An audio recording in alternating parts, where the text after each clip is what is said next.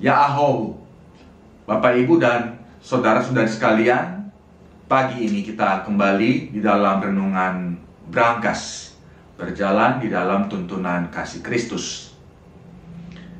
Tema kita pada hari ini, tak sudi ditolak. Kita landaskan pada Injil Markus pasal 6 ayat 1 sampai 3. Untuk mengawalinya, marilah kita berdoa. Inilah hari baru pemberian-Mu Tuhan. Dengan penuh syukur, kami sambut bersama dengan harapan baru dan semangat baru. Namun kami sadar, kekuatan kami tak cukup. Kondisi yang berubah-ubah tiap menit, acap kali menggerus ketahanan iman kami. Oleh karena itu, tolong kami ya Tuhan, agar firman-Mu cukup menjadi bekal dalam perjalanan tiap menit di hari ini. Kiranya perenungan di hari ini memberdayakan kami. Inilah doa kami dalam nama Yesus Kristus. Amin. Mari kita baca Injil Markus pasal 6 ayat 1 sampai 3. Demikianlah bunyinya. Kemudian Yesus berangkat dari situ dan tiba di tempat asalnya, sedang murid-muridnya mengikuti dia. Pada hari Sabat ia mulai mengajar di rumah ibadat, dan banyak orang takjub mendengar dan berkata, "Dari mana orang ini memperoleh hal-hal itu? Hikmat apakah yang diberikan kepadanya? Bagaimanakah mukjizat-mukjizat yang demikian dapat diadakan oleh tangannya? Bukankah ia ini tukang kayu, anak Maria, saudara Yakobus, Yoses, Yudas, dan Simon? Bukankah saudara-saudaranya yang perempuan ada di sini bersama kita?" Lalu mereka kecewa dan menolak dia. Demikianlah pembacaan Alkitab pada hari ini. Yang berbahagia adalah yang mau mendengar dan juga mau melakukan dengan setia. Saudara-saudari yang dikasihi dalam Kristus Yesus, siapa yang tak sedih ketika ditolak? Bukankah seorang pemuda yang ditolak cintanya akan sangat sedih? Kita pun akan sedih, bahkan juga geram dan marah kalau mendengar ada orang tua yang menolak, bahkan membuang darah dagingnya sendiri. Seseorang yang ditolak masuk suatu sekolah atau perusahaan pun akan sedih.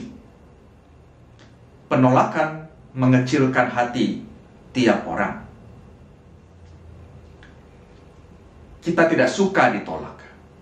Kita ingin orang lain menerima kita. Namun yang aneh, kita pun punya kecenderungan untuk menolak orang lain. Si A menolak si B gara-gara matanya sipit. Si C menolak si D karena berbeda suku. Si G menolak si H lantaran agamanya dicap sesat. Si Y menolak si Z karena terpengaruh oleh kata-kata orang lain. Jadi dalam kasus-kasus seperti yang saya contohkan tadi, penolakan tersebut dilandaskan pada hal-hal yang tidak rasional. Saya berharap hal semacam itu tidak terjadi di antara kita. Saya berharap janganlah kita ikut arus sikap semacam itu. Yesus kenyang dengan penolakan. Sejak dilahirkan, ia mengalami penolakan yang berlanjut pada ancaman pembunuhan yang dilakukan oleh Raja Herodes. Ketika mengemban tugas dari bapaknya untuk memberitakan kerajaan Allah, tak sedikit orang yang mendengarnya itu sangsi dan menolaknya. Selama kurang lebih 3 tahun berkelana dan mengajar, banyak orang menolak, bahkan tidak jarang penolakan itu berasal dari kerabat dan pengikutnya. Injil Markus pasal 6 yang kita baca pada hari ini merekam salah satu momen penolakan tersebut. Yesus memang banyak menerima penolakan, tetapi ia pun menerima banyak orang. Ia menerima penderita kusta dan mereka yang dianggap dikutuk oleh Allah. Ia menerima pelacur dan orang yang dianggap antek penjajah. Ia menerima orang yang tidak seagama, bahkan yang tidak menyembah Tuhan yang sama. Ia menerima orang yang miskin, baik dalam hal pengetahuan maupun harta. Namun Yesus pun punya penolakan. Ia menolak siapapun yang pikiran, sikap, dan tindakannya membuat orang lain tersingkir dari kasih Allah. Dalam banyak kesempatan, ia mengecam dan menentang apa yang dilakukan oleh orang-orang Farisi atau para ahli Taurat. Namun sesungguhnya bukan diri mereka yang dia tolak. Yang ditolak adalah sikap mereka, cara pandang mereka terhadap sesama. Bagi Yesus, di tangan orang-orang Farisi dan ahli-ahli Taurat itu, ketentuan-ketentuan agama malah menjadi beban yang tak terpikul beratnya oleh kebanyakan orang. Sebaliknya mereka sendiri tidak mau menyentuh beban itu. Silakan baca Lukas pasal 11 ayat 46.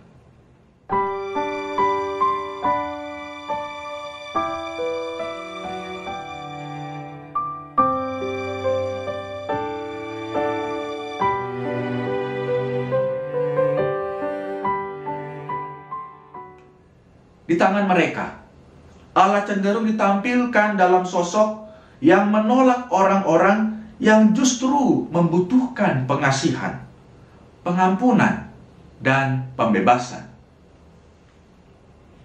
Tuhan Yesus mengajarkan penerimaan.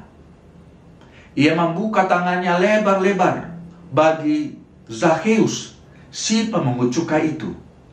Ia memang patut dibenci karena ia kerap kali memeras dan mengambil keuntungan yang tak wajar dari sesamanya. Namun justru orang yang seperti itu membutuhkan pengampunan. Ia membutuhkan rangkulan agar ia dapat berbalik dari sikap hidupnya yang jahat itu. Itulah yang dilakukan oleh Tuhan Yesus. Yesus datang kepada kita, menerima kita, dan membalikkan arah hidup kita. Maukah kita melakukan hal yang sama? Setidak-tidaknya itu kita lakukan terhadap kekasih kita pada pagi ini. Pada istri, suami, orang tua, anak, atau saudara-saudari kita. Katakanlah kepadanya, "Aku menerimamu dengan segenap hati. Aku mengasihimu."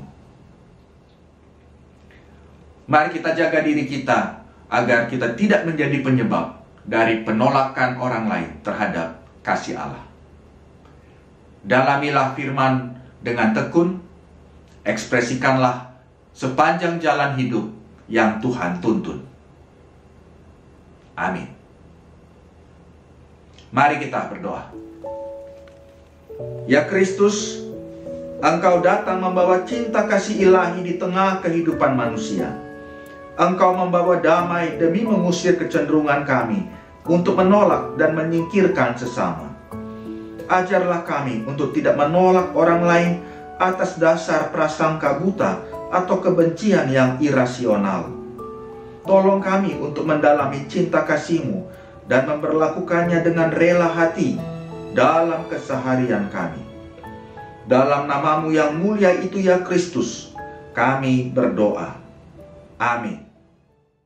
Bapak, Ibu, dan saudara-saudari terkasih, menjelang akhir tahun 2023 ini, tepatnya pada Sabtu 16 Desember 2023, Jemaat Hermon akan melaksanakan bakti sosial untuk warga sekitar gereja, khususnya warga RT 04. Bakti sosial ini berupa pemberian paket sembako berisi beras 4 kg, gula 1 kg, minyak goreng 1 liter, teh 1 kotak, dan mie instan 5 bungkus. Untuk mendukung aksi ini, Majelis Jemaat mengajak warga jemaat untuk ikut berdiakonia melalui dukungan dana. Warga jemaat yang ingin memberi dukungan dapat menghubungi Bapak Amar Simon Lase atau mentransfer ke rekening jemaat. Untuk kepentingan ini telah dibuka dompet baksos di dalam grup WA jemaat. Siapapun yang tergerak hati membantu aksi ini, dipersilakan mengisi namanya. Mari berbagi sukacita Natal.